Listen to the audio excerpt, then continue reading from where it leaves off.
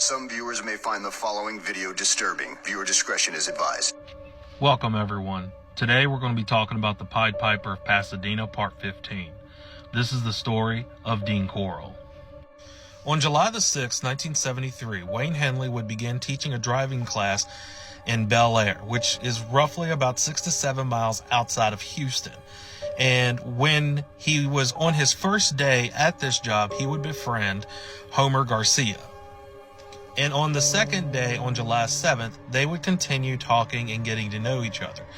Later on that afternoon, Homer Garcia would call his mother and say that he was hanging out with some friends.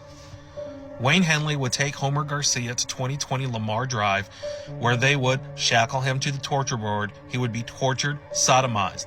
He would then be placed in a bathtub and shot in the head and chest, where Wayne Henley and David Brooks would watch Garcia bleed out. He would later be buried at Lake Sam Rayburn. On July the 12th, another body would be buried at Lake Sam Rayburn.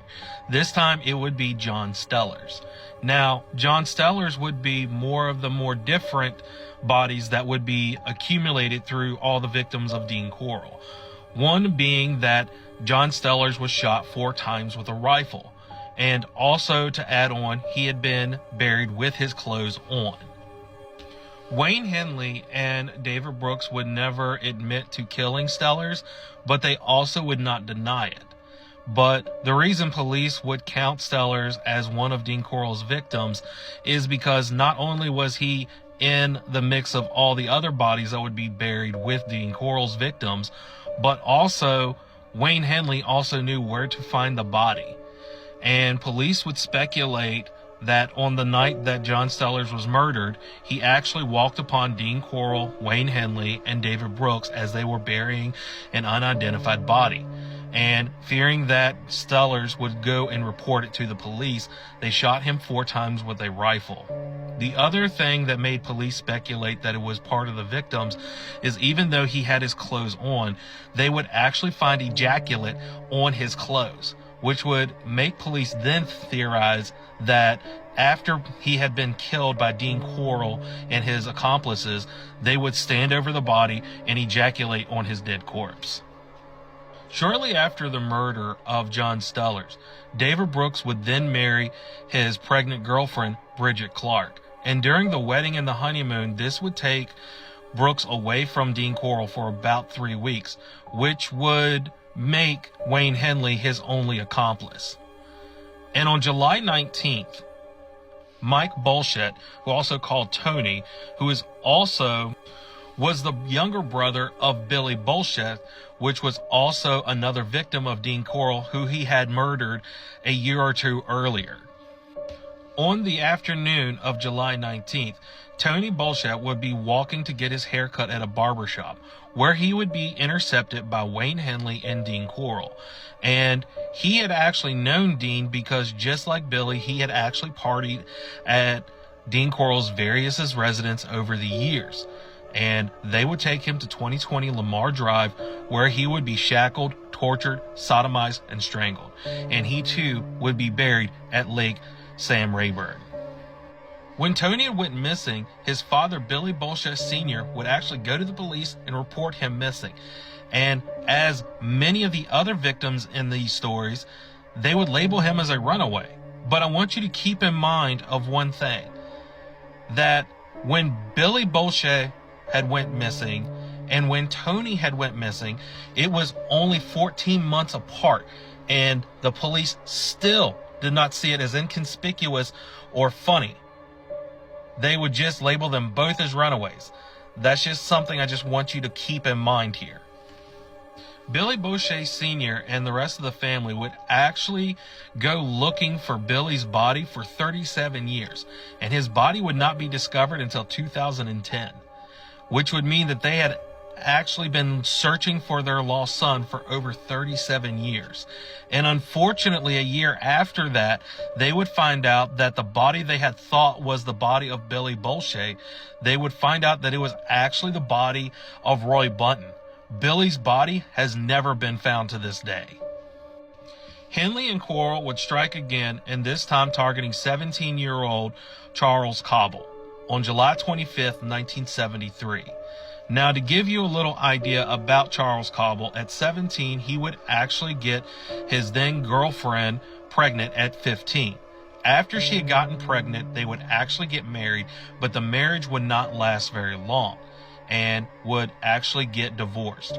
After the divorce, Cobell would go into more of a drug-induced depression, to where he would just be on drugs, and that's how he just coped with the divorce.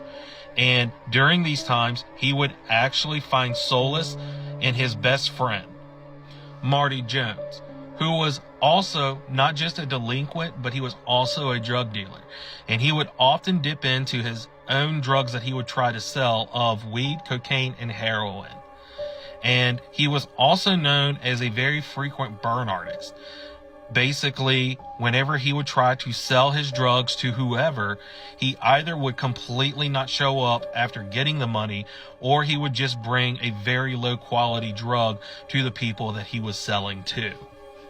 And on the night of the 25th, the boys would be last seen walking in a straight line right in front of Wayne Henley, who both boys, Cobell and Jones, would seem very visibly stressed, and it would say that Wayne Henley looked very visibly aggressive. What had happened was Henley was actually leading the boys with a gun hidden, and he would be leading them to a white van where Dean Corll was sitting.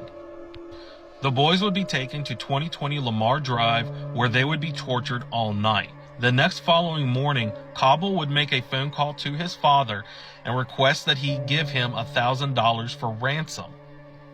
Once he had asked his father of this, his father would ask if he was with Jones, which he told them that he was. And Cobell would later say that if you don't have it, go get Mr. Rogers. Some would speculate later that this was his way of trying to speak in code, trying to let him know that someone like a predator had him, but no one really caught the reference. Cobell's father would actually go to the police to report the phone call, but the police, and you shouldn't be surprised when I say this, would do little to no help, and would also tell Cobell's father that because no crime had been committed, there was nothing they could do. So Cobell would actually go to the bank and take out $1,000 or $7,000 in today's money and wait for a phone call from his son that would never happen. In fact, Wayne Henley had used Jones's experience as a drug dealer to basically create this smokescreen to more or less make it seem like it was a drug deal gone wrong, and that some disgruntled drug dealers were holding the boys ransom. And it actually played out for not only Cobell's father, but also the police. After the phone call, both boys would be tied to a chair. And at this point, Wayne Henley and Dean Corll would make the other child watch as they went to the other child and tortured them before killing them, and would do the same to the next boy. After they had killed both boys, it is at this point that Dean Corll would bury both of them in the boat shed.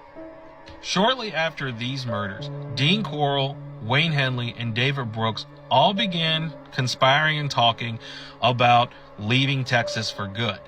Mainly because around this time they began getting paranoid that they were eventually going to get caught.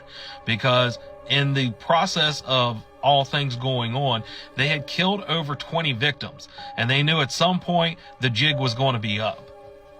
Around this time, Dean Corll had started making plans to leaving Texas and moving to Colorado with his mother, even calling her and letting her know that he was interested into moving to Colorado until he got on his feet.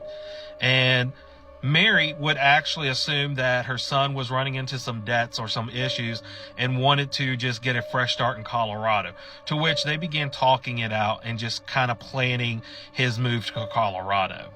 Wayne Henley would actually talk to the two and say that he would have plans of moving to Australia. And David Brooks would more or less just say that he had plans of just settling down with his wife and not do what they had been doing for the last so on years. I'm not sure of Henley or Brooks, but it has been speculated that Dean Corll had planned to move to Colorado with his mother to where he could continuing killing teenage boys.